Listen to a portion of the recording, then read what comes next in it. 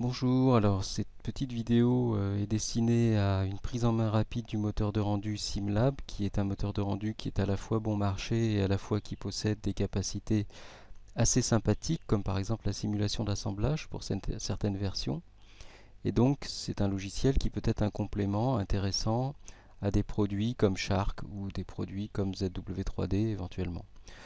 Alors dans ZW3D, si présent à l'écran, on a un petit plugin qui s'appelle Simlab là, et qui permet en fait de venir lier le modèle de ZW3D avec Simlab, de sorte que si on porte une modification sur le modèle ZW3D, automatiquement la modification se porte sur Simlab également. Alors, je traiterai de ce petit plugin plus en détail dans une autre vidéo, donc je ne m'étends pas sur le sujet. Pour l'instant, je vais donc ici juste faire une exportation, donc exporter sous forme d'un fichier, par exemple step.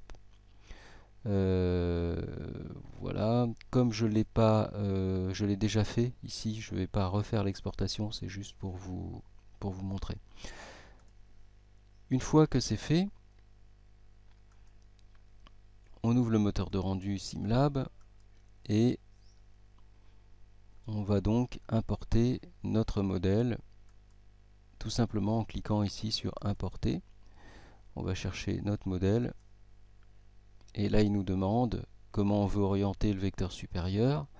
Moi je vais le laisser par défaut, et puis si on veut redimensionner et zoomer sur le modèle, et puis surtout, ça c'est très important, la tessellation, c'est-à-dire le maillage, la dimension du maillage qui va être plaqué sur l'objet pour le rendu, que moi je mets toujours en fine, même si ça prend un peu plus de mémoire. Je fais OK et donc là le modèle est en train de s'importer. Alors, je ferai une vidéo complète sur l'interface de Simlab. Là, c'est juste une prise en main rapide pour vous permettre de démarrer rapidement et de faire un rendu en quelques clics sur Simlab. Donc, je ne m'étends pas sur l'interface en soi pour le moment. Alors, une fois que le modèle est importé, on a donc ici la possibilité de le faire des rotations, de faire des panoramiques, ou de faire des zooms avec la souris. Bon, voilà, ce qui permet de mettre l'objet en forme dans la page. Et ici, on n'a pas de rendu encore, c'est une fenêtre de prévisualisation. On a l'objet qui est dans la scène, et que si on clique sur avancer, ici, on va avoir effectivement tout l'assemblage avec les deux pièces. L'assemblage, c'est un bien grand mot, il y a deux pièces. Les deux pièces qui sont accessibles ici. Alors, si on veut lancer le rendu temps réel, soit on appuie sur la touche F4, soit on vient cliquer ici sur l'onglet rendu et on clique sur temps réel. Et donc ça démarre le rendu temps réel. Alors, bien entendu, l'objet n'est pas encore texturé.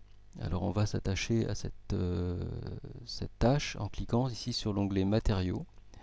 On va donc appeler la bibliothèque de matériaux qui est ici. Et il va suffire simplement maintenant de venir mettre des matériaux sur nos objets. Alors mettons, on va mettre ce matériau là, et puis ici on va aller chercher mettons une peinture métallisée, voilà, et on va mettre par exemple celle-ci sur le pied. Alors si on clique sur environnement, on va pouvoir descendre un petit peu la luminosité parce que là c'est un peu cramé mon affaire. Voilà.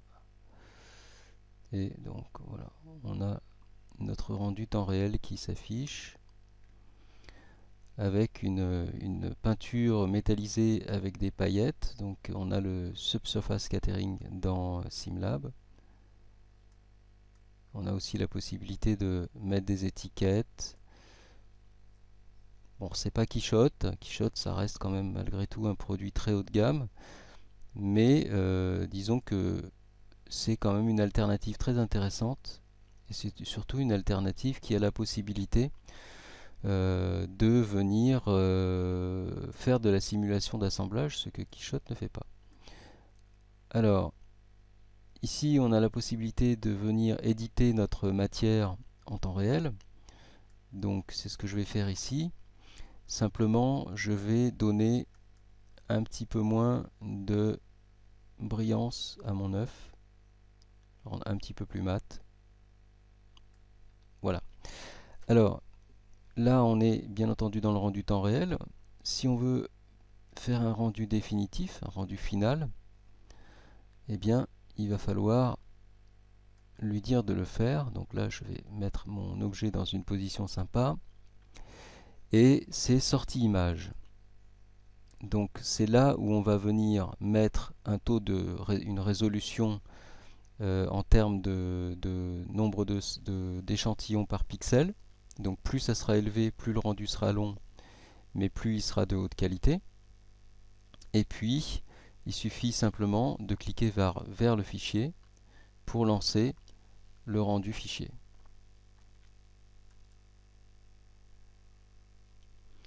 Donc au passage, on voit qu'ici il y a un cadenas qui s'est mis, c'est-à-dire qu'on ne peut plus venir modifier cette scène-là tant que le rendu n'est pas fini. Et lorsque le rendu sera complètement calculé, eh bien, il s'ouvrira de lui-même. Alors, ça va prendre un tout petit peu de temps parce que j'ai mis beaucoup d'échantillons par pixel. On va baisser un petit peu cette résolution-là, de façon à ce que le rendu final puisse être simplement vu dans cette vidéo, sans qu'on en attende trop longtemps. Alors vous voyez que dans l'onglet matériaux, vous avez accès à toutes les caractéristiques physiques de la matière que vous avez projetées sur l'objet.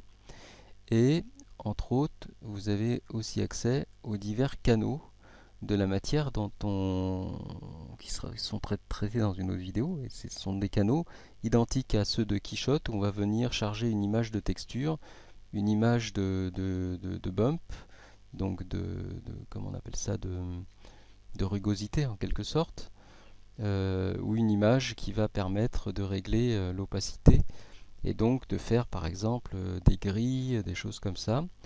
On a aussi la possibilité de mettre des décalcomanies, donc de mettre des logos. C'est relativement simple à faire dans SimLab. C'est un petit peu moins performant que dans Quichotte, mais ça a le mérite d'exister.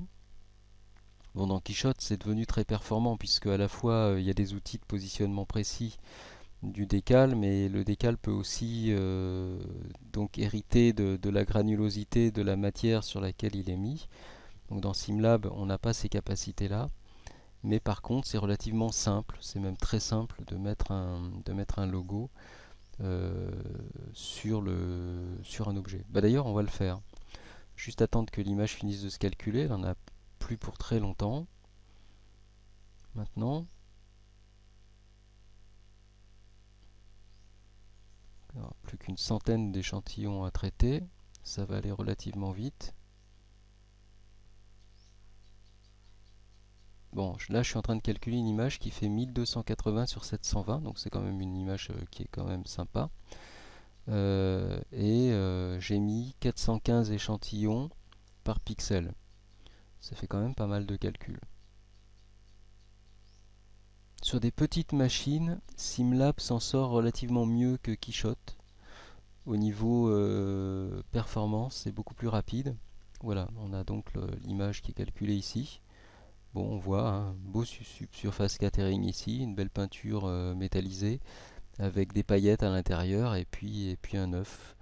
Bon, tout à fait correct hein, comme rendu.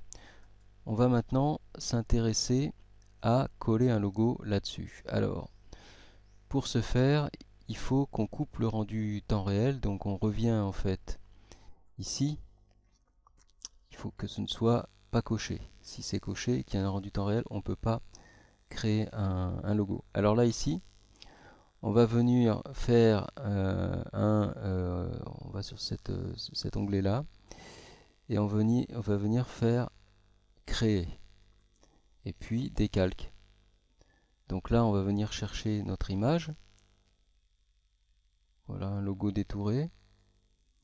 Et puis maintenant on va venir cliquer. Alors il faut qu'on prenne cet outil là.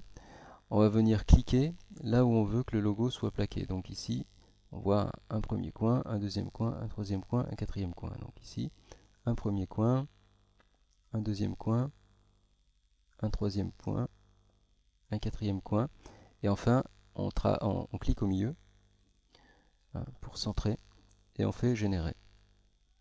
Et donc là on a notre logo qui s'est mis, et donc on va pouvoir ici régler la rotation, par exemple, quand on est d'accord, ben, il n'y a plus qu'à fermer la fenêtre. Voilà, et donc là on a notre logo plaqué, et donc si on se relance un petit rendu en faisant F4 ou en cliquant sur temps réel, on va voir donc notre logo qui s'est plaqué sur l'œuf. Voilà, j'en dis pas plus sur Simlab pour le moment, c'est juste pour vous permettre de démarrer facilement avec ce moteur de rendu.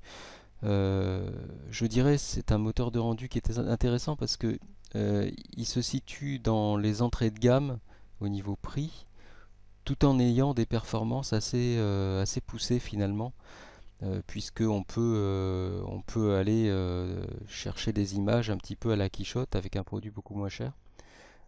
Bien entendu, Quichotte ça reste la Rolls, donc on ne peut pas trop comparer ces deux produits. Mais ce petit produit Simlab est très intéressant par son côté facile à utiliser et par son côté prix très attractif. Voilà, j'espère que cette vidéo vous aura aidé et je vous retrouve dans une prochaine vidéo un petit peu plus exhaustive sur le sujet. À bientôt!